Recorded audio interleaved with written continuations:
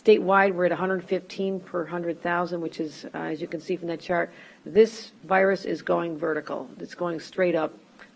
We have 28,924 cases yesterday positive. Again, another day we're breaking records. Not records we're happy about, but they're continuing. And our hospitalizations, you can see where we were last January and previous April when we hit that high. It's creeping up. It's heading upwards, but we still are at 2/3 of the hospitalizations we were at this time last year. If you are someone who takes the subway trains, very good news. We're announcing today that starting on the 27th of December, there'll be testing sites at MTA stations, Times Square at 42nd Street, Grand Central, as well as additional locations being rolled out throughout the next couple of weeks. To all the families who want to be reunited, there is no reason not to. Just be smart.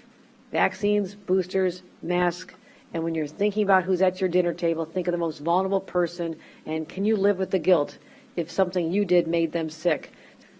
Schools, I've been saying this from the beginning, we have to keep schools open.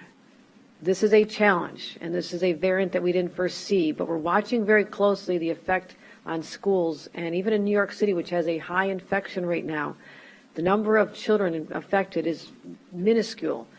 One way we can help out with this is to, in fact, talk about our Back to Learning program, where if a child tests positive, a child is exposed in a classroom to someone who tested positive, obviously the child testing positive is going to go home, but the entire class can go home with state-provided testing kits that the parents will be able to use on their children with directions, test the child, and if they are negative, the first day, send them back to school. A few days later, test again. If they continue to be negative, there's no reason why we have to have such a disruption. We're going to spread holiday cheer. We're not spreading COVID, so let's keep things open. Let's do all the right things. We will not get complacent. We're almost through this battle, my friends. We're not shutting down business. We're not shutting down schools. We want to keep everything open because there's no reason we can't if people do what we've simply asked them to do.